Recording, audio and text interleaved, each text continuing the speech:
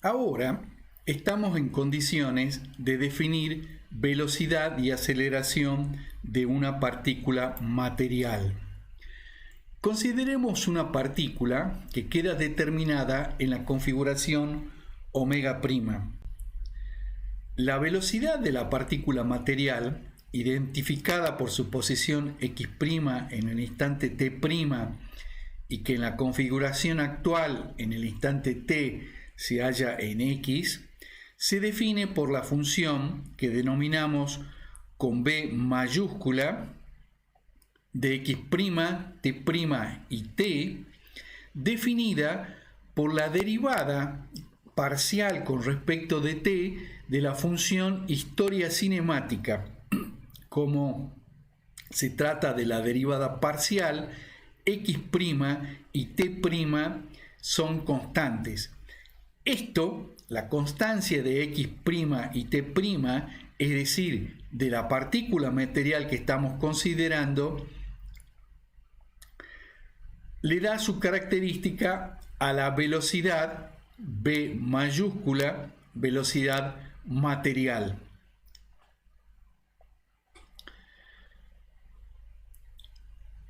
Como v es un vector, en notación tensorial escribiríamos v sub i de x', t', t.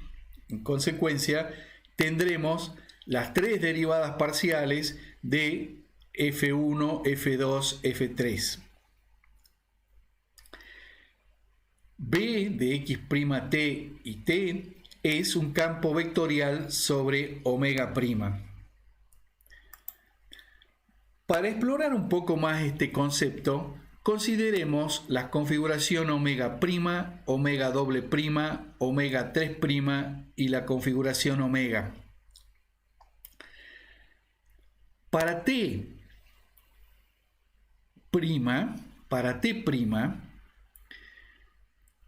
la configuración, la velocidad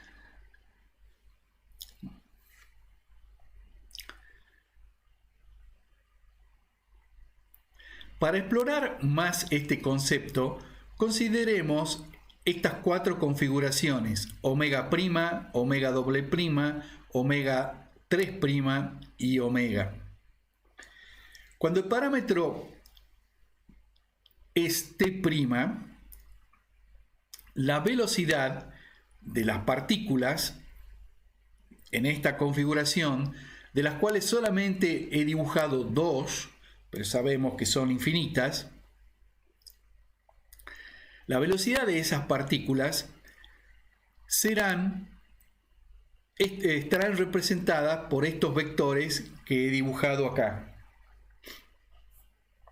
Con el transcurso del tiempo, a medida que cambiamos de configuración para distintos valores del parámetro t, tendremos que la velocidad de las mismas partículas que han sido llevadas a la otra configuración por la deformación o por la historia cinemática f, tendrán sus respectivos vectores velocidad.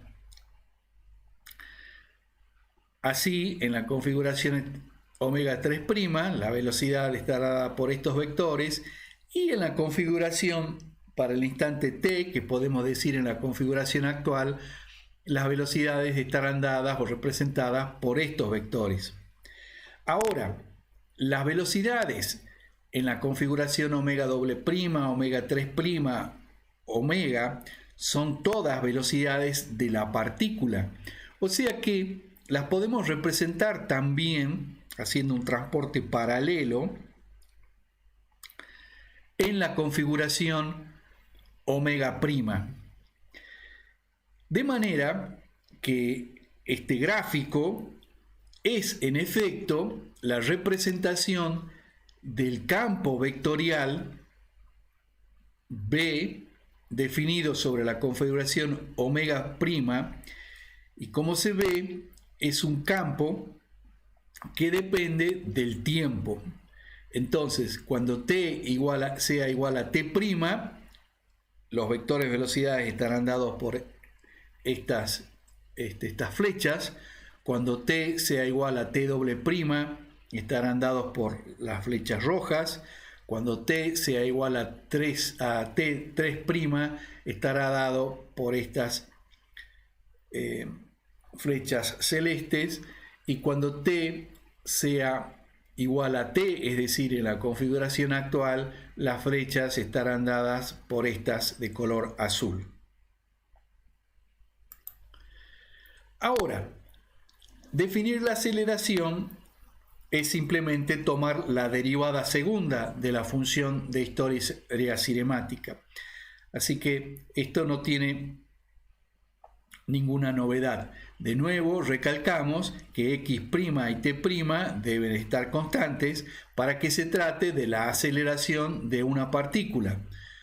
Siempre que hablamos de una cantidad de una partícula, utilizamos letras mayúsculas para designar la función.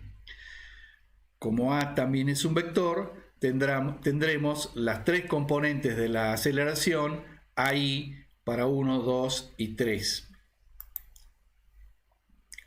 Podemos considerar el siguiente ejemplo. Es el mismo que habíamos estudiado anteriormente. La función de historia cinemática describe un cierto movimiento cuyas coordenadas en la configuración t serán x1, x2. Las partículas para las cuales estamos describiendo este movimiento serán aquellas cuya posición está dada por x1, x2' para el instante t'. Ahora, manteniendo x' y t' constante, tomamos la derivada de la función 1 con respecto a t y obtenemos la velocidad material de las partículas, la componente 1 de la velocidad material de las partículas x1, x2', y la componente x2 de las mismas partículas.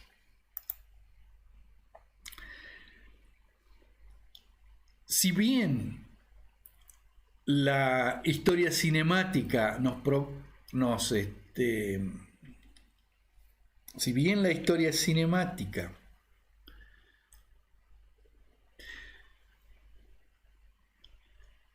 historia cinemática nos proporciona una descripción sumamente flexible, podemos utilizar una simplificación que le vamos a llamar la descripción material o de Lagrange. En ella hacemos énfasis en la posición o las propiedades de la partícula. Vamos a seguir la partícula en su movimiento, o vamos a seguir el valor de una propiedad de la partícula a medida que ésta se mueve. La partícula la vamos a identificar en alguna configuración. Antes lo habíamos hecho en la configuración omega' para t' y su posición era x'. Si elegimos en cambio la configuración de referencia para el instante t', en realidad igual a 0, vamos a designar la historia cinemática con el nombre φ. Entonces, la historia cinemática que hemos definido hasta el presente, cuando t' es igual a 0, las partículas están en la configuración de referencia y las habíamos designado con x grande. Esta función la leeríamos de la siguiente manera. X es la posición en el instante t de la partícula que en el instante 0, es decir, en la configuración de referencia, están en x grande. Ahora, ya que vamos a mantener esta preferencia, vamos a usar siempre t' igual a 0, entonces vamos a omitir el 0 y vamos a escribir φ de x grande t. Entonces, usamos ahora φ para designar el movimiento. X igual a φ de x grande y t. Y se lee, como ya habíamos dicho recién, X es la posición en el instante t de la partícula que en la configuración de referencia está en X. O X es la posición en el instante t de la partícula X. Entonces, definimos ya la función phi. La inversa de phi nos dará X grande. Fíjense, siendo f es de X grande y 0, la inversa se calculará para X chica aquí y t y 0 estarán invertidos en su posición. A esta función le vamos a llamar psi. Entonces, psi nos habla de la partícula que está en X en la configuración actual. Nuevamente, X grande es la posición en la configuración de referencia de la partícula que en el instante t está en X chica. También podemos decir X grande es la partícula que en el instante t está en X chica. Fíjense que tenemos entonces dos posibles descripciones de la misma cosa, porque utilizamos la posición de la partícula en la configuración de referencia como el nombre de la partícula. Conociendo cualquiera de las funciones psi o phi, es posible obtener la historia cinemática haciendo la composición de phi con psi. Consideremos la representación material del movimiento dado por phi. Este es el mismo movimiento que habíamos estudiado antes, nada más que ahora t' es igual a 0 y para ese valor x' es igual a x1 y x' sub 2 es igual a x grande 2.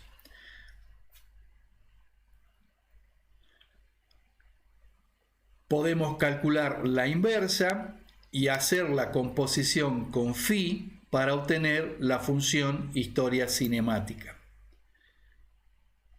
Entonces, de nuevo, acá tengo la función phi, la inversa nos dará la partícula que en el instante t está en la posición x1.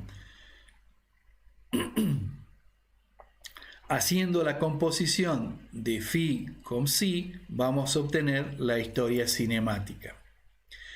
Resumiendo, tenemos ahora dos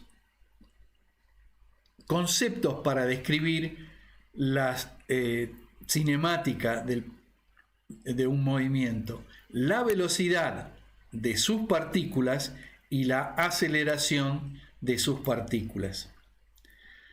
Volviendo al mismo ejemplo, si tengo la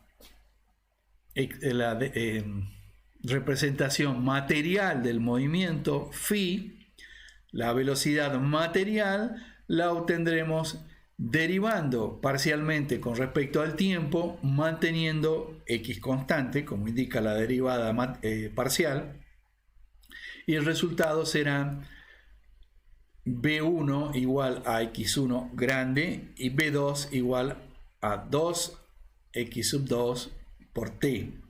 Fíjense que x1 y x2 me está diciendo de qué partícula se trata la velocidad que vamos a seguir en su evolución temporal. El movimiento, o la función historia cinemática, o la función phi, que sería su representación material, contiene toda la información posible de algún flujo. Rara vez conocemos la función movimiento, por ello es más común trabajar con otro concepto que es el de campo de velocidad. El campo de velocidad es, como todo campo, una función que asigna a cada punto del espacio un vector velocidad.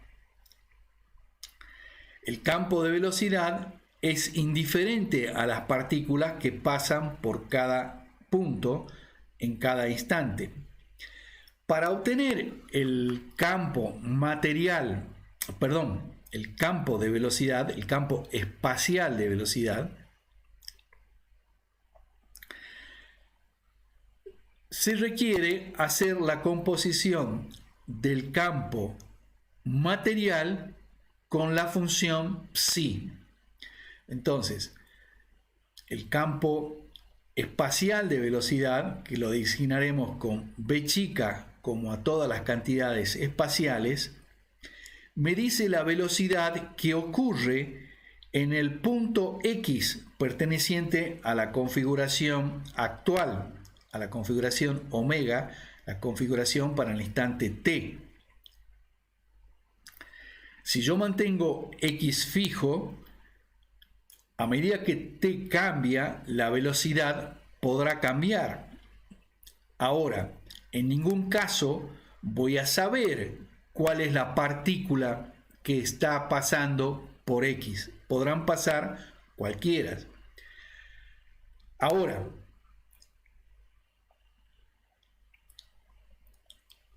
la velocidad material habla de la velocidad de las partículas. Ahora, componiendo con psi, voy a obtener la velocidad del campo espacial. Fíjense que, como ya dijimos antes, los argumentos más internos, que sería x y t, o x y t, siempre tienen que ser los mismos.